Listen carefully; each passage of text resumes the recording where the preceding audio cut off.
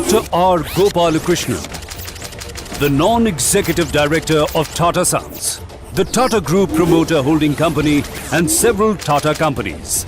Mr. Gopalakrishnan also serves as an independent director of AkzoNobel India, Castrol India and Hemas Sri Lanka. He is the president of All India Management Association as well as member of the Managing Committee of Bombay Chamber of Commerce and Industry.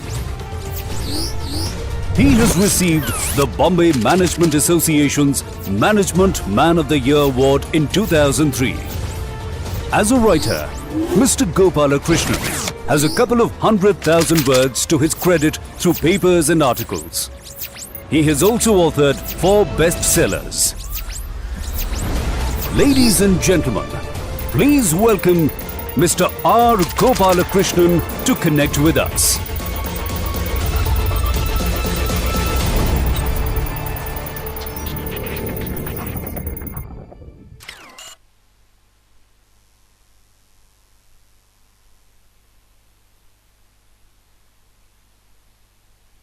Hold. God, absolutely awesome.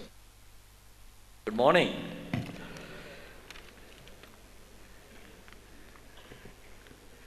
I don't know. I'm just not used to sort of being right in the middle of the audience.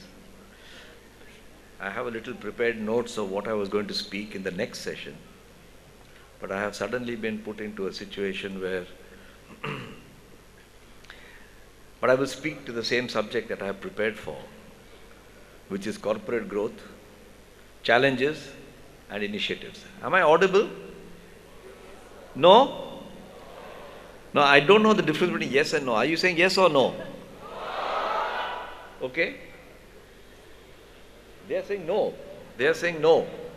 Can somebody do something about it? Maybe I should stand a little back. Is this better? There's no point speaking if nobody can hear me. Increasing the volume. Increasing the volume. You have managed the volume, you can speak. मैं mic के पास चले जाऊं अभी सुनते पा रहे हैं? All right. I want the young people to tell me whether they can listen. Sab they're all shanti ho gaye, so you must be able to listen. But before I start my formal speaking of my prepared notes, I want to make a confession to you.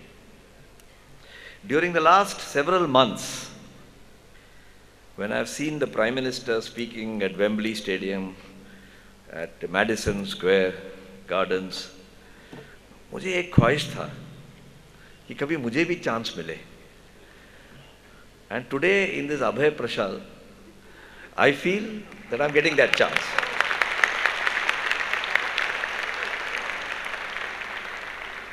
I'm not going to wave my hands this way because then I will look as though I'm imitating somebody.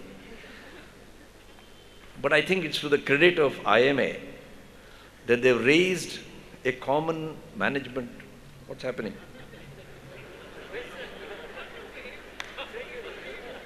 Did I touch the wrong button?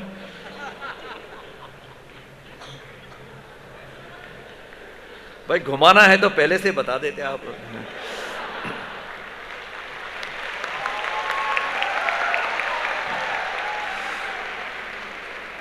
They've raised the profile of an ordinary management convention into something like a big rock star event. And I feel very inadequate to deliver this kind of address.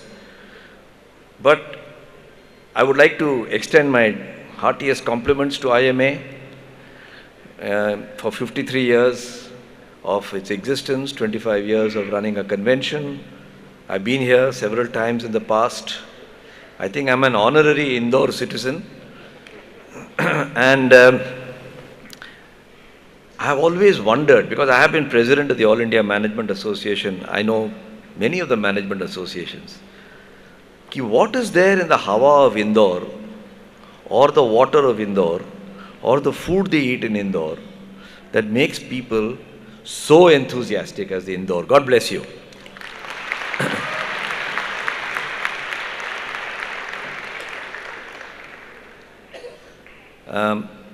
I also want to compliment The organizers, I think Mr. Mohan is the convention chairman.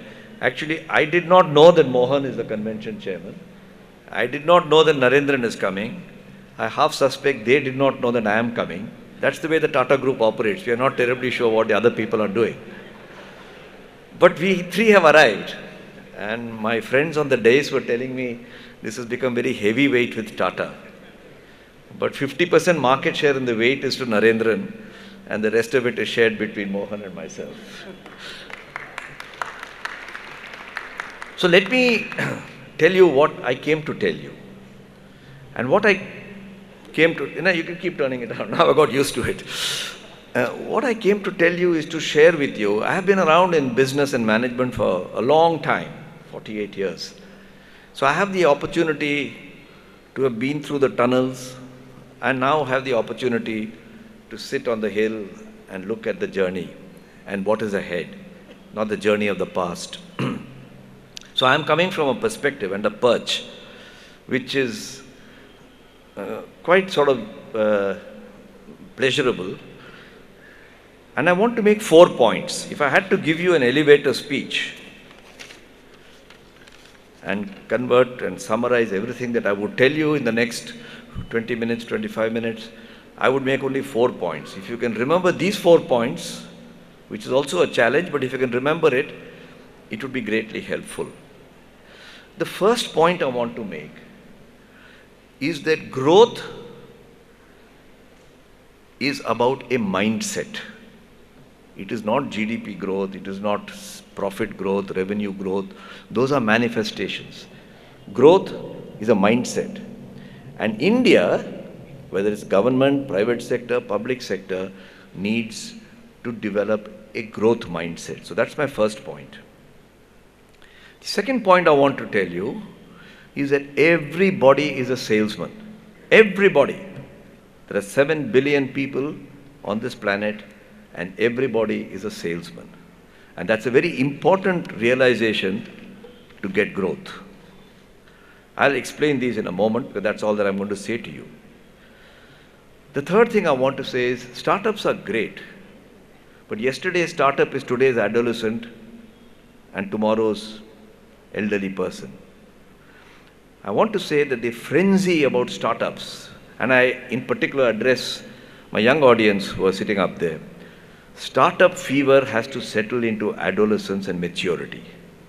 We just cannot assume that this country's problems or any country's problems will just be solved by the startup fever if we want real growth. And the fourth and the last point I want to make, because at the end of the day we are all companies, we are corporates. The fourth and the last point I want to make is that it is not whether you have startups or grown-ups. It is not whether you have governments that work or don't work. But what India needs and what IMA should promote is to develop more GDCs. And GDC stands for growth driving companies, which I will also explain. So those are the only 4 points I want to make. I hope it will be focused enough for you to say, maybe there is some merit in this point of view. So let me start with the first point. India needs a growth mindset. That's my first point. What's happening? There's some noise? No. So Joseph Stiglitz, who got the Nobel Prize, made the point, very significant point, that a country is not all about GDP and its growth. I want to be respectful of GDP, but not to work on the basis that that's the only goddess we have to pray to. And anyway, India's GDP growth has undergone some changes in the way it is computed, which is very technical for an economist. We are not even sure whether the numbers that we are seeing are comparable to the past or not. And the pundits are discussing it. So I want to make the point that growth is not only about GDP. GDP is a manifestation of growth, but only one. The second point I want to make is growth is not about mathiness, mathematics. Growth is not about what economists do. Multiply, divide, extrapolate, correlate, regress, and arrive at numbers. I call this mathiness. People are very, very mathematically orientated. I respect mathematics as a former student of physics and sciences and engineering. But I also have learned through my business career that there is something called truthiness. So there is mathiness and there is truthiness. All mathiness is not truthiness and all truthiness is not mathiness. And truthiness means you go around looking at what your eyes see, what your ears are hearing, and you say there is something to what I'm hearing and seeing. And sometimes that doesn't match with the mathiness. For example, it is a statistical reality that the government has put out a number that India's GDP growth is going to be 7.6 or 7.4 or whatever number it is. But that's mathiness. The truthiness when I walk around is I can't see it. Now I don't know whether what I'm seeing is 6.4 or 5.4, but I have to confess that I'm a very ardent seeker of anecdotal information, and the truthiness of what I'm seeing is somewhat different from the mathiness of what I'm studying. So growth is not only about mathiness. Then I want to say that growth is a mindset. It is in your head and my head and the head of people like us. And what is this thing about mindset? There was a well-known professor of psychology in Stanford. Her name is Carol Dweck, for those who are academically orientated, and I owe it to her that I'm expounding her ideas. And she said that there are two types of human beings: those with a growth mindset and those with a fixed mindset. Probably more true to say that all of us have one part of ourselves in growth mindset and another part of our brain which is in a fixed mindset. So what is a growth mindset? A person in a growth mindset mode is always wanting to learn new things, wants to try something new, wants success but does not fear failure. If they fail, they learn from it. That's a growth mindset. Entrepreneurs typically are of a growth mindset. The opposite of the growth mindset is the fixed mindset. They have a great desire to succeed, but they just feel they cannot afford to fail. They must get it right.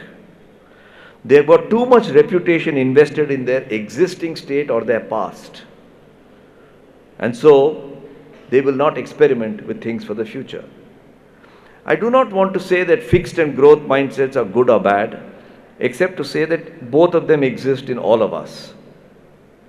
Having defined what it needs, I really think that as a nation, India needs to adopt and revise into a growth mindset far more strongly than in the past. Because we all know the history of how businesses grew, and we are coming out of that whole regime that we have seen in the past. And if this mindset change is required, and I would like to say 2 or 3 aspects of it in the rest of what I'm going to speak, it's required in government and business.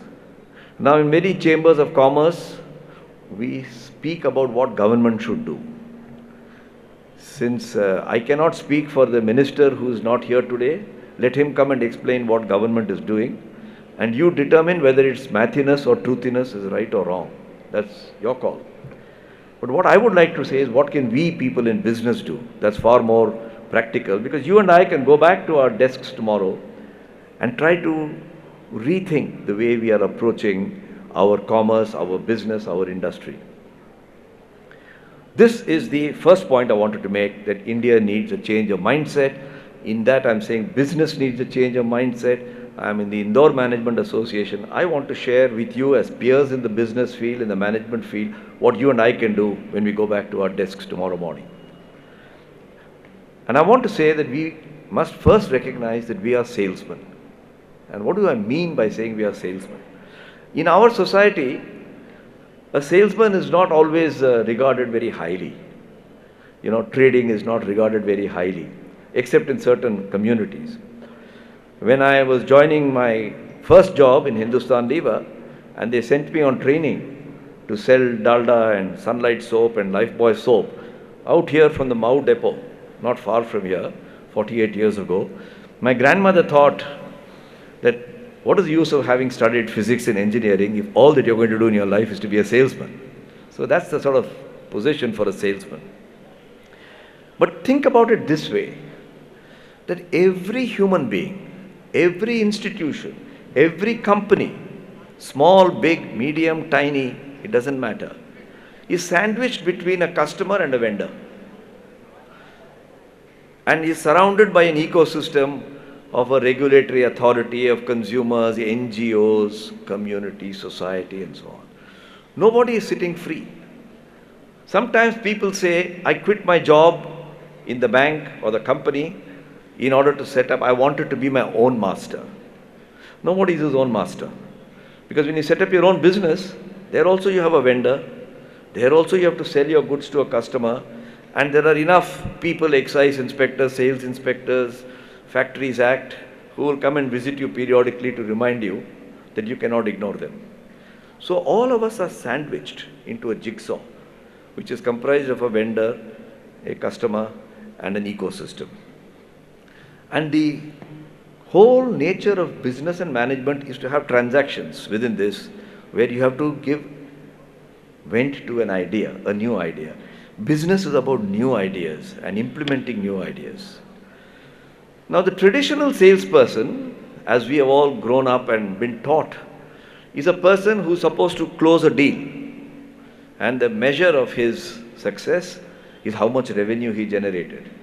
75% of the time he wants to close a deal. So the used car salesman is an example. An insurance salesman is an example of a guy who's enthusiastic to sell you and somehow close a deal. But how are you and I salesmen? Even if you're called CEO or managing director or the head of an educational institution, you are what I call a non-sales salesperson. NSS person. A non-sales salesperson is a person who's selling an idea, a concept, but who doesn't realize that he's selling. But that's the reason why he's employed where he's employed. And if I think back at my last 10 years of my career, when I might feel that I've reached a certain level and a position of interaction, I think I've spent more than 50% of my time selling ideas to other people. So I regard myself as a salesman. That's my job. It's not something I can tire of. So while the salesperson is always trying to close, the classical traditional salesperson, close a deal with a revenue, a non-salesperson is all the time trying to sell an idea which requires him to be aware of three things. Is he attuned to the customer? Is he enthusiastic? Is he buoyant? And lastly, has he got a clarity of what he is offering? Why should the customer listen to you? I've just come from Delhi, and I went to make there, amongst other things, a presentation on Swachh Bharat. This is not a subject in which I have specialized. I do not propose to get a PhD in that subject. But it is a complex problem. And I won't go into that subject, but I was selling to other people an idea of what can be done about Swachh Bharat. So I was a salesman. For all of that 2 hours, I was sitting in the meeting trying to sell an idea. The important thing is I went back saying I can modify my sales pitch. I can modify my ideas. So it's a different type of salesman compared to the past. And I think the day corporate India, irrespective of the designation of the person, recognizes that we are all salesmen, then I think we would have made a great shift in our minds to becoming into a growth mindset. The second observation I want to make is that there is a great startup fever all around. Everybody wants to be a startup. When you read some of the pink papers, you get the feeling that the old industries don't matter anymore. How does it matter what happens to Tata Steel or Tata Motors or Hindalco? It's all startups. And these startups have several attractions. They seem to get valuations in 5 years or 10 years, which the other person took 100 years to get or 50 years to get.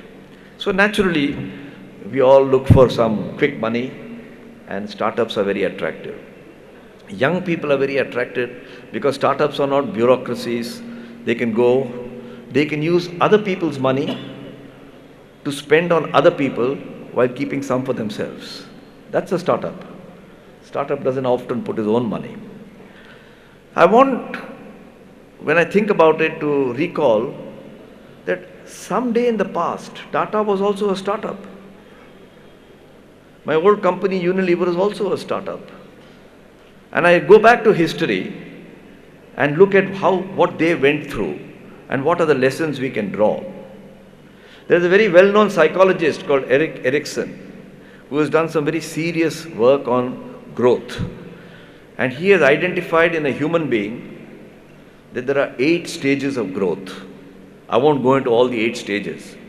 But I want to point out that 5 out of those 8 stages are between the age of 0 and 18. And only 3 come between 18 and the person going. Those 5 he has sliced and diced into fine parts because those early years are very, very important, as any parent knows. Companies also go through an Erik Erikson model. Companies can also be sliced and diced for which phase of their life is. Today's startup will be tomorrow's adolescent. Tomorrow's adolescent will be day after tomorrow's grande.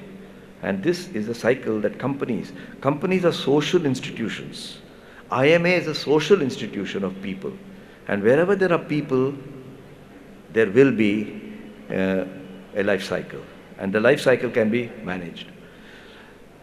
And I would advise particularly young people, but also venture capitalists, private equity. The world is awash with money. 62 families own 50% of the world's wealth. They don't know what to do with their money.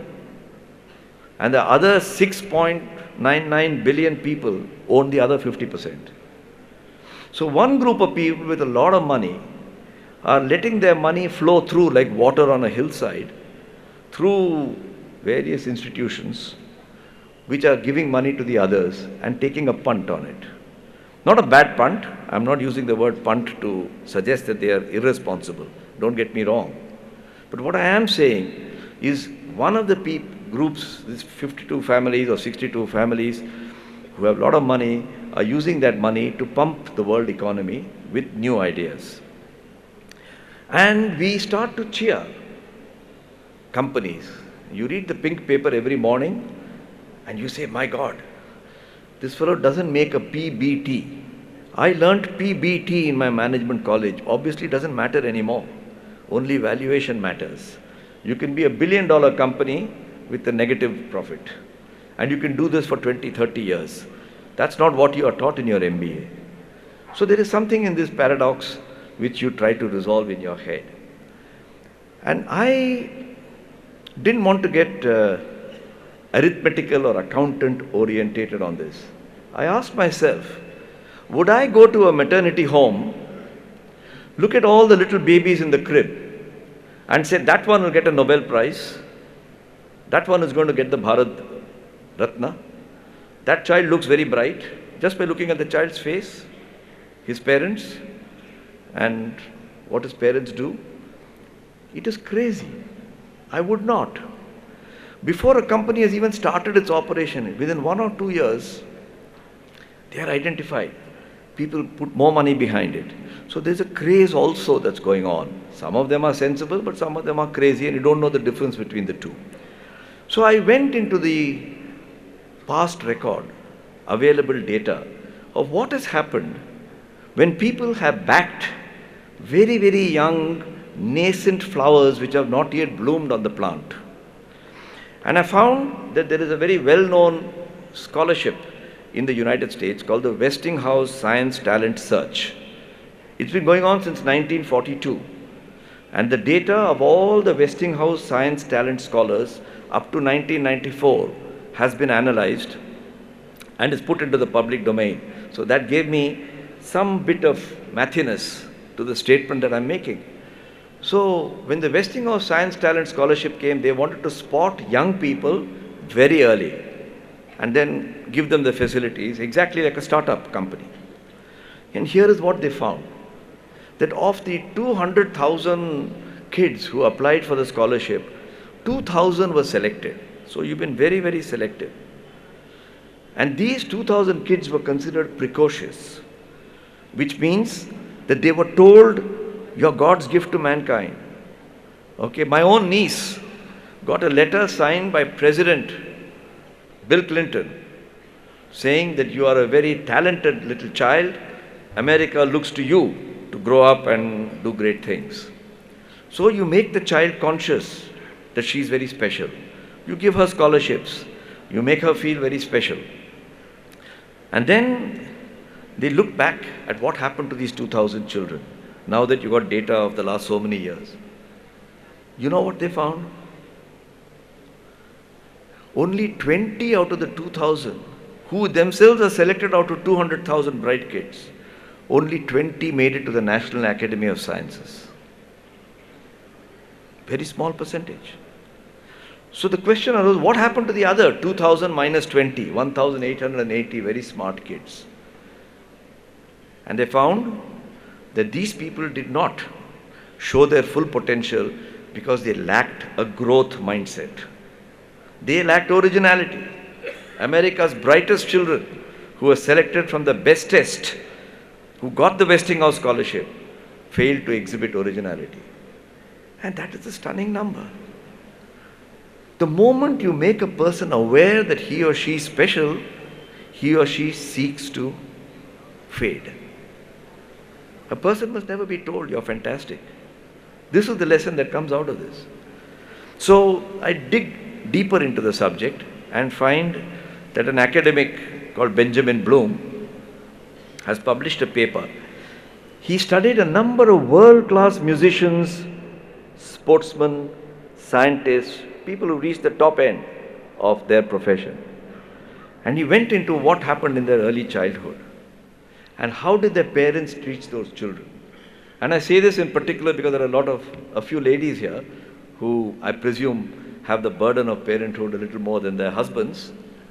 Parents who merely supported their children made their children flower better than parents who went after their children saying, you're fantastic. Exactly the same result he found that came in the Westinghouse National Science Talent Search. So declaring somebody as a winner of the future too early is not a good idea. But that's exactly what we are doing with our startups, declaring them to be better by having higher and higher valuations. So, what is important for us to do?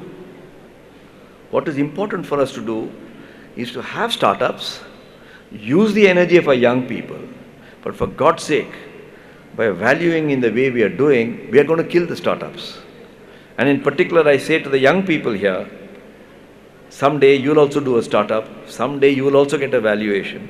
You may cash out and go away with your money, but it's not doing good for India's growth to have what we are having going on in terms of valuations.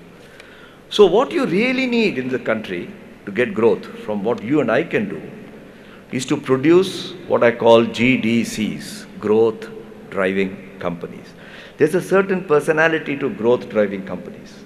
There's a certain skill to growth driving companies. And I want to tell you and end my speech by telling you a little bit about growth driving companies, because according to, in my humble view, that is what India needs. That is what IMA can promote. And by the way, I make an offer to IMA, Mr. President, that the study that I'm going to present just now, if you want it to be presented in full, I can connect you to the authors of the study, and they will be very happy to come and present to you, the members of the study, what they did, how they arrived at their conclusions. I'm only going to tell you the summary. IMA has been very good to me, and I want to reciprocate by bringing you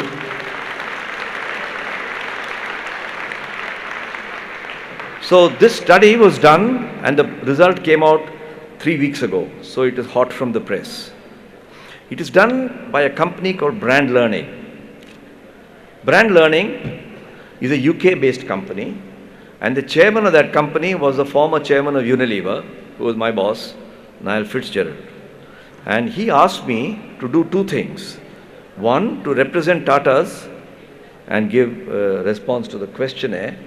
And the second thing he asked me to do is to be a part of the international steering committee, which can guide how the research is done. So I have played two roles in participating, and I got an advance copy of the study, which I think I'm allowed to talk about, provided I can arrange for them to come and make a detailed presentation. So what was this study? Like all these studies, once it is done, you say, well, that's common sense, isn't it? It is. The thing about common sense is how often we forget common sense. So it's good to remind ourselves of common sense occasionally. It's done amongst 919 respondents, 919. And the profile of these respondents are largely CEOs, vice presidents, directors. Almost 80% were senior managers across the world. They came from 42 countries, not just India, and they represented the experiences of 92 companies, of which one is Tata, which I happen to speak for. After all the mumbo jumbo is done, they came to this Gayatri mantra for growth. They called it the growth code. And they uncovered it to have three parts to it. And I'm sharing this Gayatri mantra with you. First, growth driving companies, GDCs, have organized themselves to deliver a magnetic customer experience.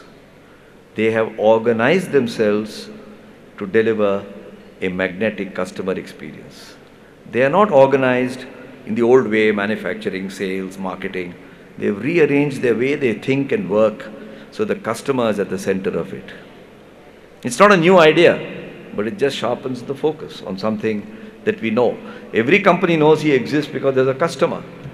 Mr. Narendran was hesitant to take flowers from Mr. Chorodia because he said, he's my customer. I should be giving him flowers.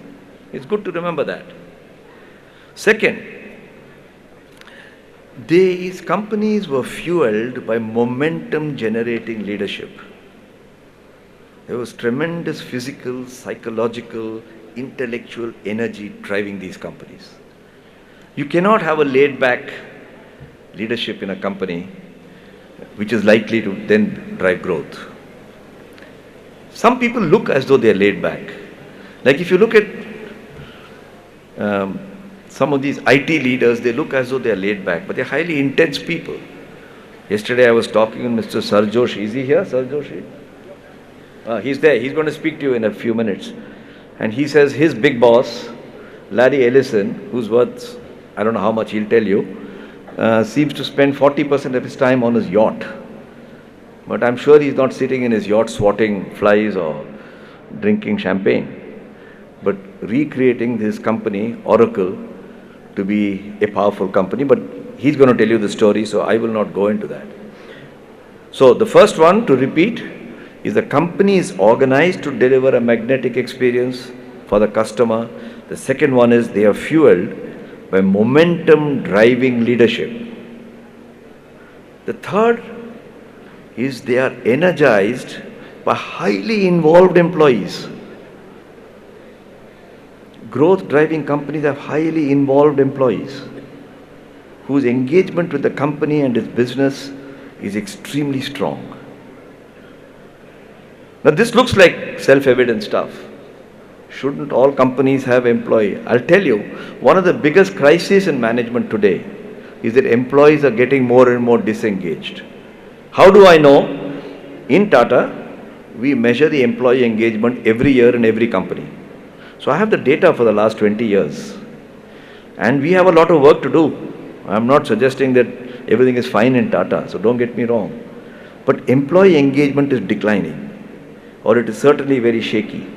But some companies are broken out of the pack and they have highly engaged employees. There are technical definitions of what's an engaged employee. I don't want to go into all that here.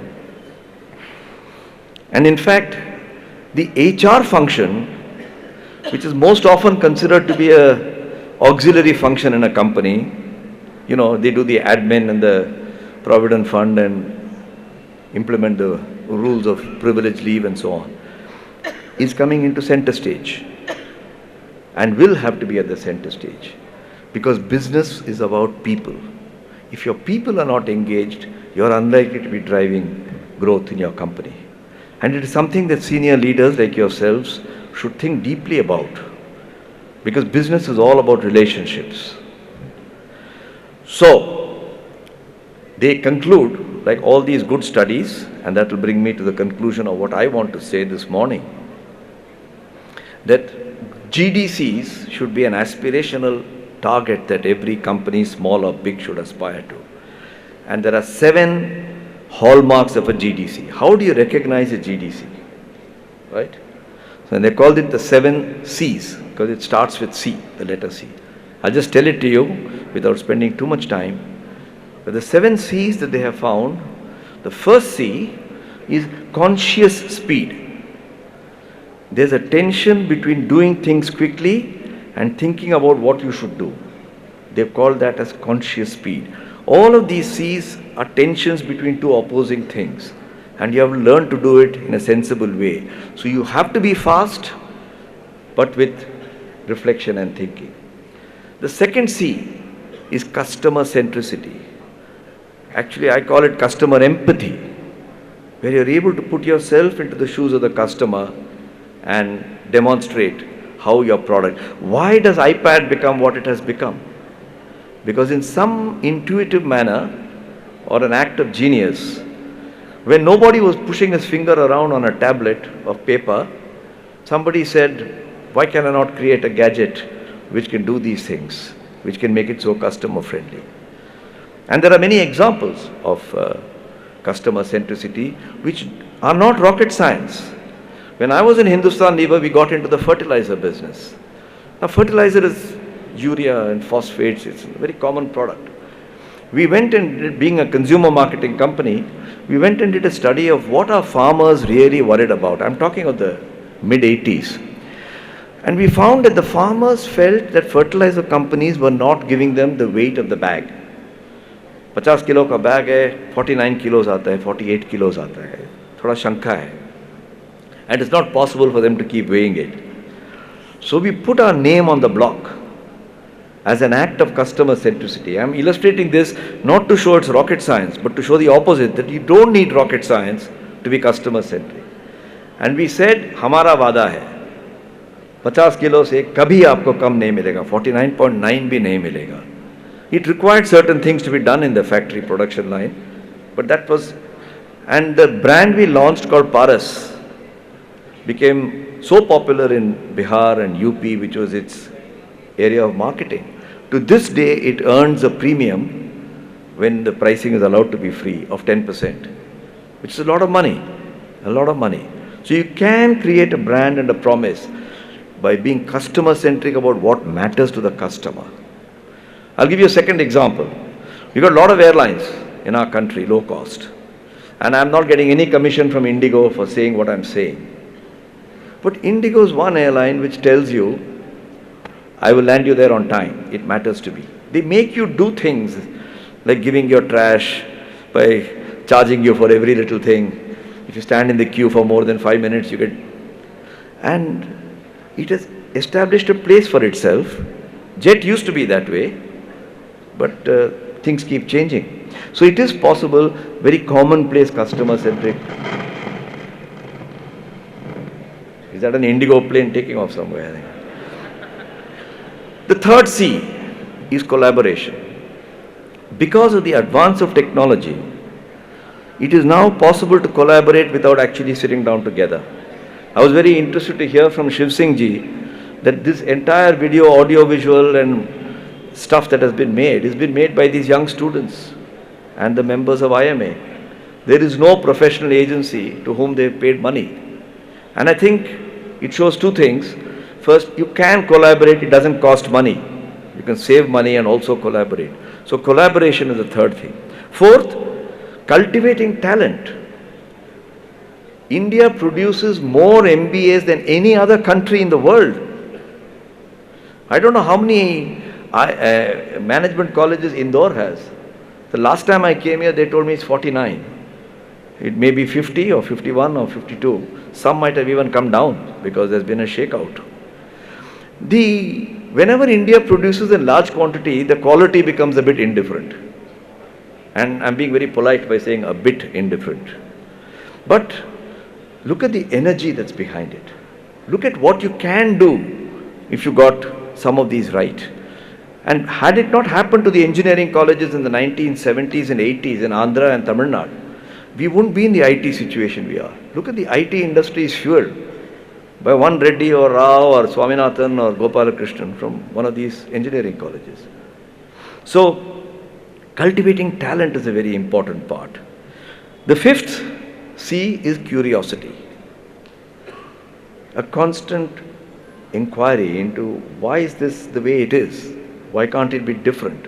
Why can't we reset things? The sixth one is commitment, employee commitment, customer commitment. And the last one is courage. That you can do everything you can do by way of planning, but ultimately you have to take a jump into an abyss from which you may or may not be successfully out.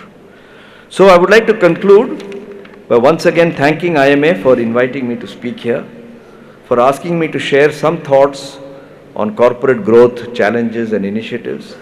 And I want to summarize by saying what India needs very, very, I wouldn't say urgently, but very importantly, is a growth mindset.